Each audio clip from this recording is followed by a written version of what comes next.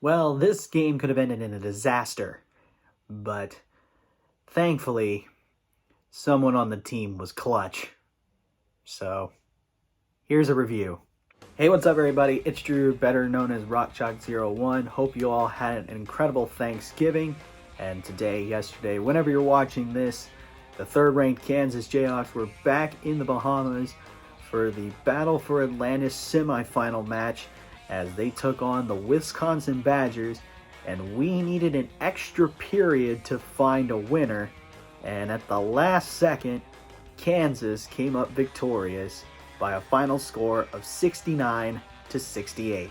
Yeah, this could have been tragic because the Hawks had a 15-point lead and blew it, and thankfully two clutch shots ended up forcing overtime and winning the game. But wow, this could have been a different story.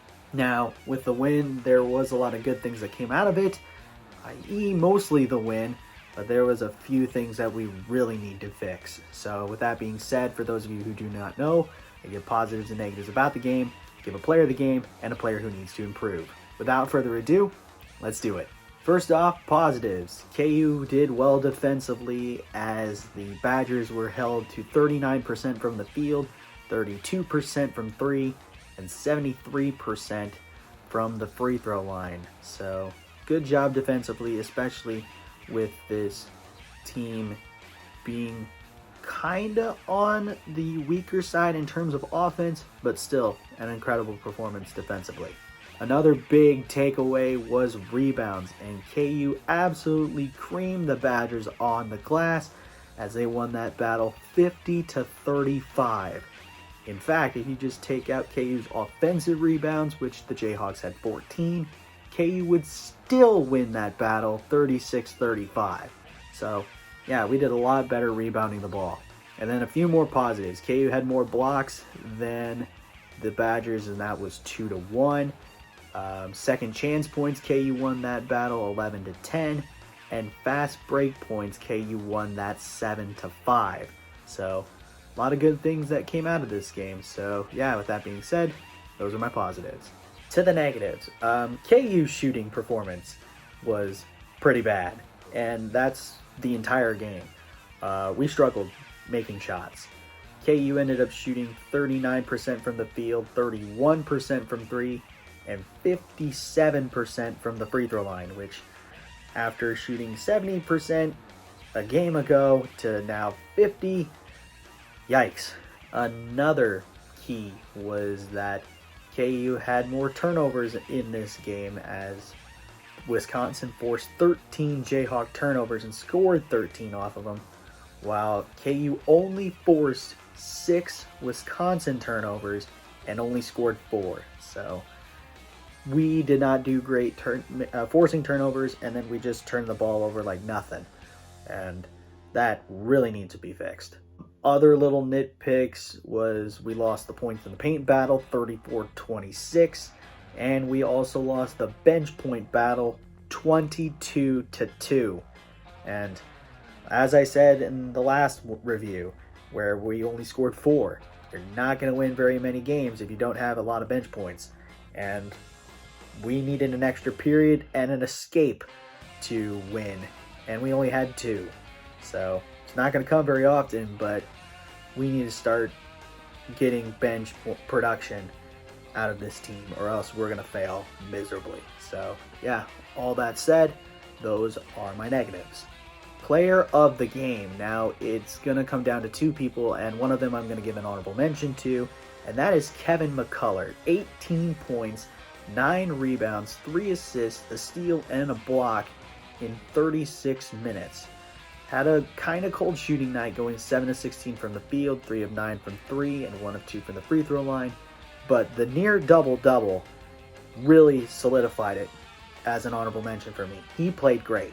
He did as much as he could in the minutes he had, and sadly he fouled out of the game, which almost hurt this team. But he did great. But he's not my player of the game. My player of the game is pretty obvious. It's Jalen Wilson, because he had a game that he will never forget. Although with the cold shooting number, Jalen finished with 29 points, 14 rebounds, 1 assist in 40 minutes.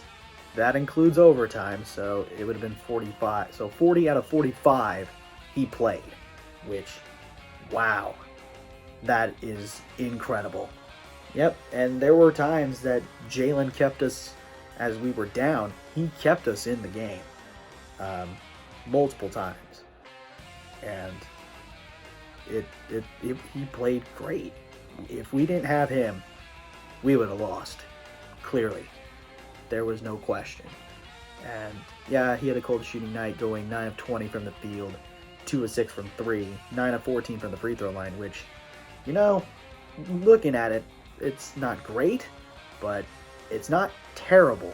But rebounding presence, the ability to still go and score, get to the line, it was all easy for me to pick. So yeah, Jalen Wilson, my player of the game.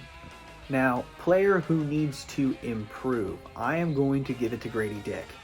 Now, some people might call that blasphemy, but yeah, after what he's been producing this season, this one was pretty obvious. Grady finished with 9 points and 5 rebounds in 35 minutes of play. Shot 3 of 8 from the field, 3 of 7 from 3. And all those shots came in the first half. He did not put up a single shot in the second half. They guarded him like no one's business. And I don't know, I think they finally realized it, and he's not wanting to be an inside presence, because if he did, then I think they would let him drive and put up some layups. But no, it was all outside mid-range shots that he took, and that's it. Hopefully this was just a little wake-up call for the game that is coming up. But yeah, just wasn't his night, and that happens when you're in college. So yeah, Grady Dick, my player who needs to improve.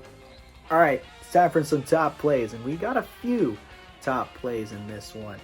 First one we're going to take a look at is a nearly broken play as Jalen Wilson stumbled to the floor, found Grady Dick, and he shot this one from off the island and buried it as the clock was winding down to give the Hawks a 13-point lead.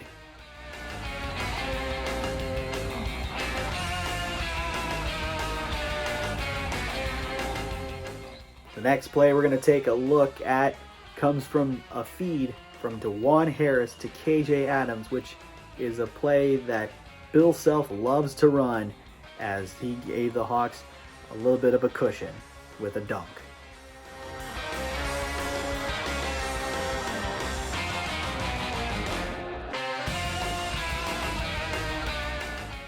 The next play we're going to take a look at is one of the few clutch plays in this ball game, as after Zach Clemence ended up missing a 3, Kevin McCullough ends up getting the rebound, chucking up a 3 to tie the game to force overtime.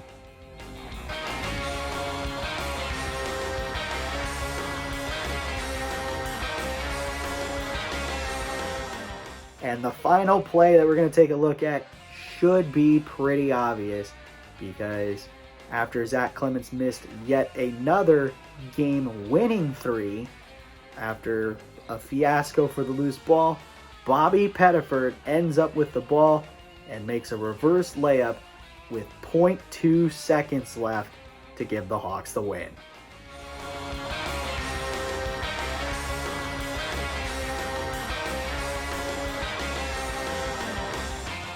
So yeah, those plays were key for a Kansas victory.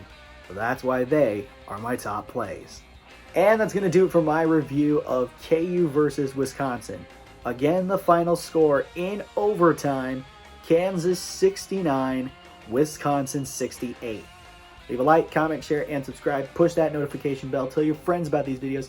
And I should see you again for the next basketball review as the Hawks continue their quest in the Battle for Atlantis tournament as they head to the title game to take on either USC or Tennessee. But until then, have a good day. Never ever bring exotic dancers to the field house, and I'll catch you on the flip side. Peace.